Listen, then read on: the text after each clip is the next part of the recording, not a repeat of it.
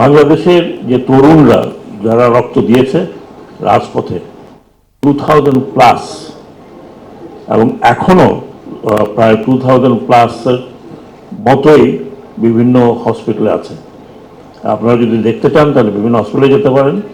আর আমি প্রায় সিএমএইচে আমি দেখি সেখানে এখনো প্রায় 36 থেকে 37 জন ক্রিটিক্যালি ওন্ডেড আছে, ইয়াং, একদম ইয়াং বয়সে 2-4 জন করে মারাও যাচ্ছে, শহীদ হয়ে যাচ্ছে।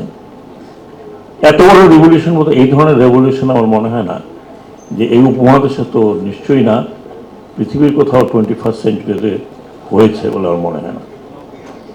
এরই পরিপ্রেক্ষিতে আমরা অনেক কিছু বলছি, এখন সংস্কারের কথা বলছি, আমরা নির্বাচনের কথা বলছি। আমি প্রফেসর আলী রিয়াজকে উদ্দেশ্য করে বলছি, এখন বাংলাদেশ কি, should it be second Republic? নিশ্চয়ই কুড বি সেকেন্ড রিপাবলিক। এটা আমার মত। যদি ফ্রান্সে 4টা রিপাবলিক হতে পারে, ফিলিপিনে 2টো রিপাবলিক হতে পারে, আরও অনেক দেশে 3টা-4টা করে রিপাবলিক হতে পারে, তাহলে আবার দ্বিতীয় স্বাধীনতা না বলে আমরা যদি বলি this is the birth of second Republic of Bangladesh. যে আমার কয়েকটি প্রস্তাবনাও ছিল, আপনি প্রশ্ন উত্তর দেওয়ার আগে আমার একটি প্রস্তাবনা ছিল খুব স্ট্রং, আমি লিখেছিলাম, এই সময় যদি আমরা কিছু সংস্কার করতে না পারি তাহলে আর কখনো করা যাবে না। কারণ আমরা একবার ট্রাই করেছিলাম 2007-এ, কিছু কিছু করেছিলাম, সেগুলো থাকেনি পলিটিক্যাল পার্টি যারা ক্ষমতায় ছিলেন তাদের কারণে। আর এখন যদি করা না যায়, এখন যদি আমরা সংবিধানের দোহাই দেই, আমরা অন্যান্য আইনের দোহাই দিই, যদি না করতে পারি, তাহলে আমি ব্যক্তিগতভাবে মনে করি যে আমরা এই 2000 রক্ত দিয়ে যারা শহীদ হয়েছে তাদের প্রতি একটা অন্যায় করব। আমি বলছি না যে আমরা 5 বছর 6 বছর থাকবো, সংস্কার যে কোনো সময় করা যায়, might take just 1 year and then you go for election. এখানে যেটা দরকার সেটা হচ্ছে understanding of the political party, যারা ক্ষমতায় যাবেন বলে অপেক্ষায় আছেন একটা নির্বাচনের মাধ্যমে। নাও নির্বাচন পদ্ধতি নিয়ে অনেক রকমের কথা আছে, আমরাও অনেক আলোচনা করেছিলাম যে ওদের it will be PR or it will be majoritarian system. এটা দুটো বিষয়, দুই রকম, দুটোই ম্যারিট ডিবেট আছে। আমার মতে ছিল যে partially PR, partially majoritarian system. এটা যদিও আলী রিয়াজ সাহেবের জায়গায় আসবে নিশ্চয়ই, then there has to be constitutional change. আমার যেটা আপনি বলেন আর কি আছে, আমি মনে করি যে সংসদ শুড বি অ্যাবাউট 400, যার মধ্যে 100 should be of women and they can come in PR. দ্বিকক্ষ অবশ্যই এটা হতেই হবে বাংলাদেশে। দ্বিকক্ষ যদি হয় তাহলে আমি মনে করি সেই জায়গাতে বিভিন্ন রকমের মানুষ আসবে এবং তারা, আমার মনে হয় যে একটা গাইডলাইন তৈরি করতে পারে ডিউরিং ইলেকশন।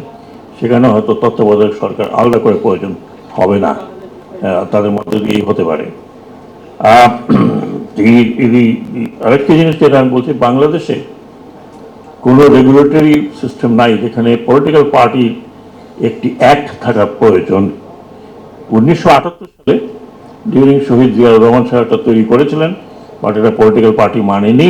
সেটাকে আমি কিছু বর্ধিত করে আমি পাঠিয়েছিলাম বদিউল আলম মজুমদার সাহেবকে এবং তিনি বলেছেন যে এটা উনি দেখছেন। Political party act must be there, না হলে এই পলিটিক্যাল পার্টিগুলোর যে কতগুলো দায় দায়িত্ব, কতগুলো করণীয়, সেগুলো কিন্তু আমরা দেখছি না। আমরা দেখছি পলিটিক্যাল পার্টি তৈরি হয়, তারপর থেকে একটা কোন্দল শুরু হয়, তারপরে এক পার্টি আরেক পার্টিকে খেয়ে ফেলে, এই ধরনের। তো আমার মনে হয় যে পলিটিক্যাল পার্টি একটা খুব জরুরি। সেটা কনস্টিটিউশন অ্যামেন্ডমেন্টের প্রয়োজন হবে না, এটা যে কোনো জায়গায় হতে পারে। কনস্টিটিউশনে অনেক বিষয় আছে, সেগুলো আর যাচ্ছি না। সেখানে মেজর যদি চেঞ্জ হয় সেটা হবে what type of voting system will have, PR, mixed or completely majoritarian. Majoritarian হলে কোনো অসুবিধা নেই, পিআর হলে পরে কনস্টিটিউশনটা কিছুটা পরিবর্তন করতে হবে। আমার মতে ইলেকশন কমিশনে আমরা প্রচুর বিধি আনার চেষ্টা করেছিলাম, এনেছিলাম। অনেকগুলো অর্ডিন্যান্স যখন ছিল ততক্ষণ ছিল, যেই মুহূর্তে এটা আইন হইতে গেছে সেটা বাতিল হয়ে গেছে, তারপরেও অনেকগুলো বাদ হয়েছে। তো সেই জায়গাগুলোকে রিভাইভ করা তো জরুরি, কারণ এগুলো কোনো মোস্ট এসেনশিয়াল। যে আপনি আজকে সেনাবাহিনীতে আছেন বা সিভিল সোসাইটি সিভিল অ্যাডমিনিস্ট্রেশনে আছেন, তার রিটায়ার করার পরে বা আপনি বহিষ্কার হওয়ার পরে আপনি এপি হতে চান, আর আর যারা বিজনেস করছে, বিজনেস তার সাথে পলিটিক্যাল কোনো বিষয় নাই, তিনি চট করে আসে পলিটিশিয়ান হয়ে গেলেন, because he spending 6 to 8 crore for nomination, যেটা আমরা নমিনেশন বাণিজ্য বলছি। এটা স্টপ করতে হবে, এবং এটা স্টপ করার জন্য 3 বছরের মনিটরিয়াম ছিল ফর 3 years, ওইটাকে উঠিয়ে ফেলা হয়েছে। বলা হয়েছিল যে একজন ব্যক্তিকে প্রাইমারি সদস্য হতে হবে একটি পলিটিক্যাল পার্টির, he has to remain for 3 years and that has to B certified, তিনি 3 বছর একটা পলিটিক্যাল পার্টিতে কাটিয়েছেন। নতুন পলিটিক্যাল পার্টির জন্য একটা আলোচনা, কিন্তু সেটা ছিল, সেটা যেই একজনকে ইনক্লুড করতে হলো তখন বাদ দিয়ে দেওয়া হলো।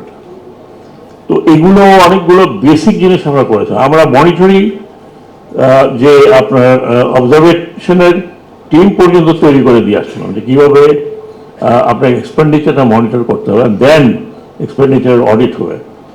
আমরা বলেছিলাম যে কীভাবে পলিটিক্যাল পার্টিগুলো ফান্ড কালেক্ট করবে, এবং সেইটা ওয়েবসাইটে দিতে হবে। দরকার হলে আমাদের চিন্তা করতে হবে যে political party should go to joint stock company or not. বহু দেশে আছে যেখানে পলিটিক্যাল পার্টি জয়েন্ট স্টক কোম্পানিতে যায় পাবলিকের থেকে পয়সা নেওয়ার জন্য, how the political party would run. এখন political party, sorry to say, বড় বড় পলিটিশিয়ানরা আছেন, ম্যাক্সিমাম ওই আপনার মিস্টার আলম টালম টাইপের এই ধরনের লোকের পয়সাতে চলছে। এবং এখনো আমি যতটুকু জানি যে বাইরে রাস্তায় বলা হচ্ছে আমরা 15 বছর 17 বছর আমরা পাওয়ারে ছিলাম না, এখন আমাদের ইলেকশন করতে পয়সা লাগবে, এখন আমাদের পয়সা দরকার। চান্দাবাজি হচ্ছে, নো ডিনায়াল অফ ইট। তো এই জায়গাতে আমি মনে করি যে একটা সংস্কারের প্রয়োজন আছে, অত্যন্ত সাংঘাতিক সংস্কারের প্রয়োজন আছে। আমি দেখছি যে একটি পার্টির প্রেসিডেন্ট বা অ্যাক্টিং প্রেসিডেন্ট সাহেব থেকে বহিষ্কার করছেন, কিন্তু দ্যাটস নট এনাফ। এইসব জায়গাতে যদি আমরা পরিবর্তন করতে না পারি, আমরা যদি আমাদের ছাত্রদেরকে নিয়ে পলিটিক্স করতে চাই, এটার কনসিকুয়েন্সেস কি ইউ হ্যাভ জাস্ট সিন। আমরা বলি যে ছাত্র তার রাজনীতি করুক, ডেফিনেটলি করবে, অফকোর্স করবে, and that should come to the ছাত্র ইউনিয়ন, বা যেটা মানে ইউনিভার্সিটির